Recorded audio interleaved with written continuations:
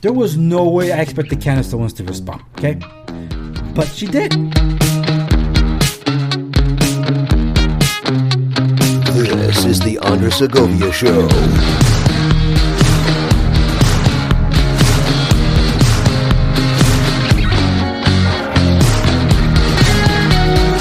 This was around the same time that Eric Finman, CEO of Freedom Phone, was on with Tim Pool. I was not aware that he was on Tim Pool because just that very weekend, I called out Candace Owens and Eric Finman. And it just so happened, I'm not a Daily Wire member, so I did not see the episode where she's interviewing Eric Finman. There was a segment that ended up dropping on YouTube sometime later, but she had interviewed him, and I'm like, I'm going to call him out. I tagged them both on Instagram. There was no way I expected Candace Owens to respond, okay? But she did. Basically, what I posted was this. I took a screenshot of Candace Owens' tweet, and I circled the fact that she was tweeting from an iPhone.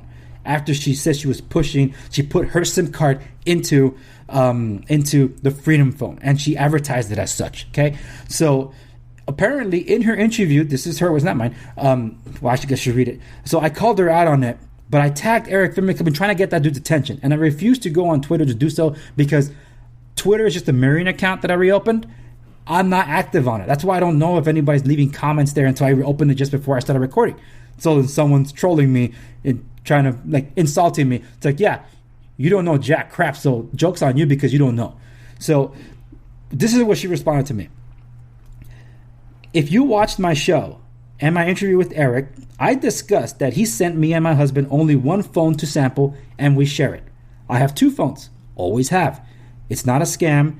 The Freedom Phone is great, and when the second phone comes in, I won't be using an iPhone ever again. I would never scam my followers, so I'm annoyed at the insinuation. I have a bit more integrity than that. And I'm reading straight from my DMs of Instagram.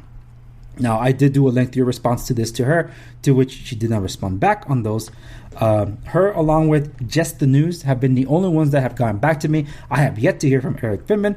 I wasn't expecting hearing back from him. I was expecting to hear back from the Gateway Pundit because I was kind of being loudest with them, and it's because I'm on some of those platforms that I'm going to be touching on in a bit where the Gateway Pundit also is, and one of the, I think, is the editor there, Jim Holt. I've been trying to get his attention. It's like, Eric Finman's been lying to you.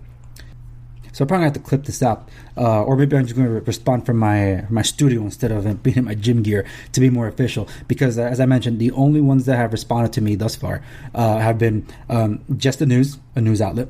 I asked for some information on my very first day that I covered this back on July 14th, and they were the first to respond. Thank you so much to them. I have my concerns. And Candace Owens, I'll say here what I intend to respond to, and I'll probably prepare a lot better for if and when I do my main response in its own video from the studio. Because I like Candace Owens. Don't get me wrong here. And for those of you that don't like her, I don't care. That's not. We might disagree on things, but I like Candace. I do believe her, along with every other outlet and influencer that have been pushing this, with the exception of a few that I don't know, because I can vouch for Dinesh D'Souza and I can vouch for Candace Owens. I believe they were genuinely duped by Eric Finman with respects to this device. And I think the facades that are cracking for Eric with the podcast he did with Tim Pool that I just recently saw. I didn't know he did that one. So then I saw it, and I did see the pushback from Tim. I must say, I actually disagree a little bit on Tim complaining about the phone being $500.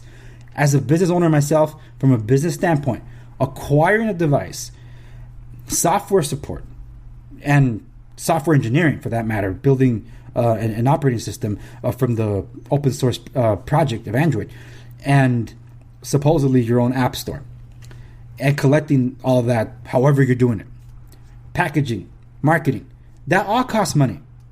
Okay, that all costs money. So I understand that, And when you're going to say that thing, $500, that's a lot of money. But you have no problem spending at least $1,000 for an iPhone and then climbing out to $1,500. No, it doesn't make sense. Galaxy devices, they're all expensive too. Unless you're going for the A series. The S series and Note and the Folds. I'm talking about $1,000, $2,000, $2,500 depending on what you're getting. So, no. $500 in the grand scheme of things, I actually think that's fair. If from the business standpoint, that is what he's doing.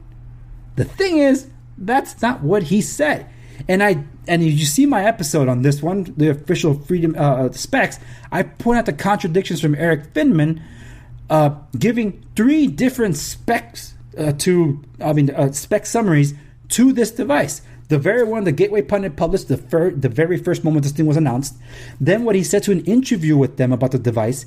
And then when he ultimately went official with Tim Pool. And then he published on his website a couple of days or a few days after I called out Candace Owens in that Instagram story and Eric Finman.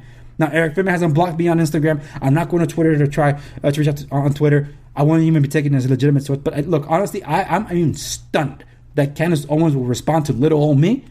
But I made a very strong claim. I say, how much are you getting paid to push this thing?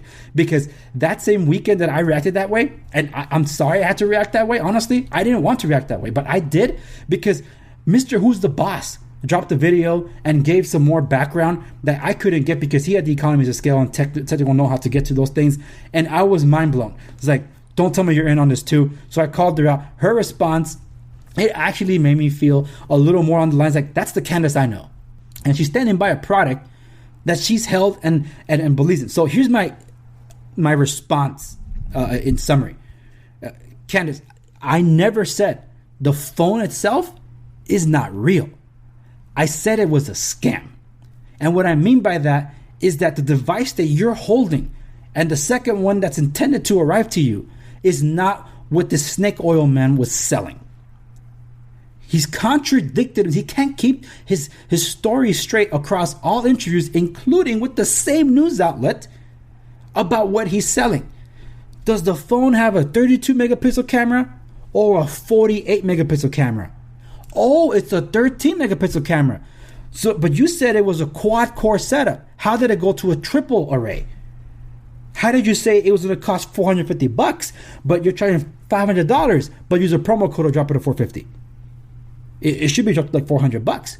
You said it was $450, but then you raise the price and then promo code brings it down if someone knows to get a promo code.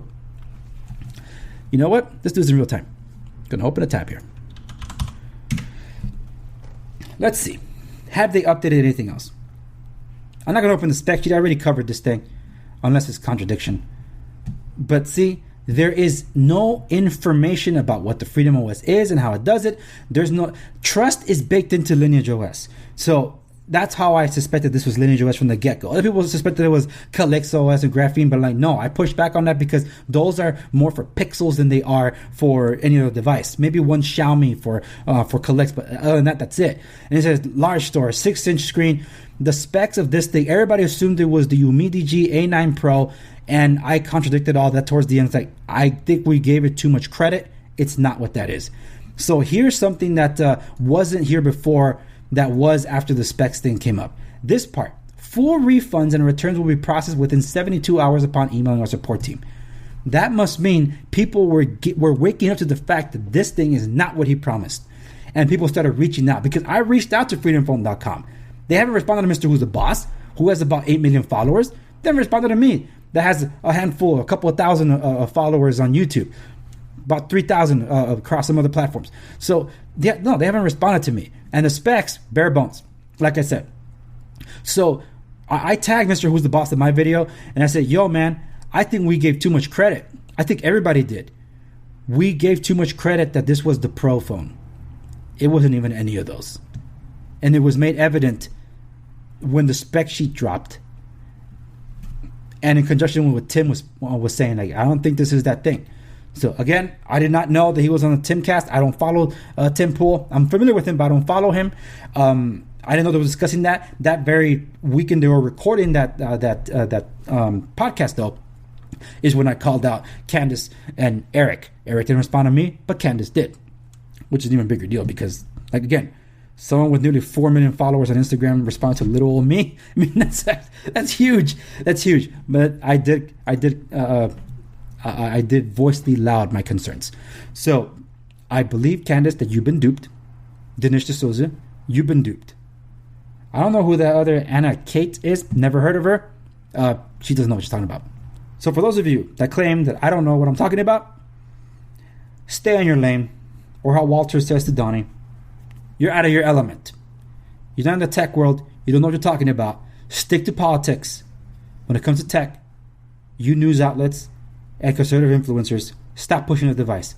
I can say this, that after I applied pressure, in the 24 hours, I saw, and just the news responded to me within hours of me posting my video on Rumble. They responded to me and gave me the podcast, just like every single other conservative influencer and outlet out there. They would interview Eric Finman, even this goes the same for Tim Pool. They would have an interview anywhere from 15 minutes to an hour, or in the case of Tim, that was a little bit longer. But they'll spend a snippet of it on the Freedom Phone itself, and maybe at least 3/4 of the entire interview to talk about big tech and all the other stuff. Not really talking about the phone. The only one that actually talked about that very thing was Tim. Again, recently saw it. But everybody else like starry-eyed. Like, no, you should have asked the technical questions, but because they don't have any technical know-how, they didn't know what the heck to ask. Those are the questions that I had immediately when I saw the ads. And we still don't have those answers. So until Eric proves us wrong, this thing's a scam. Candace, Dinesh, you've been duped. Dump those phones. Thank you so much for listening to this episode of the Andre Segovia Show. Remember to like, share, and subscribe to stay in the know. If you want a question featured on the program, or you never know, it could be an episode all on its own, you can message me at any of the social media links available at my website, www.theandresegovia.com. Also available there are all the directories where you can find my show. Remember to also follow me on YouTube and Instagram, where other exclusive content resides. Thank you so much for listening to this episode of the program. I'll see you on the next one.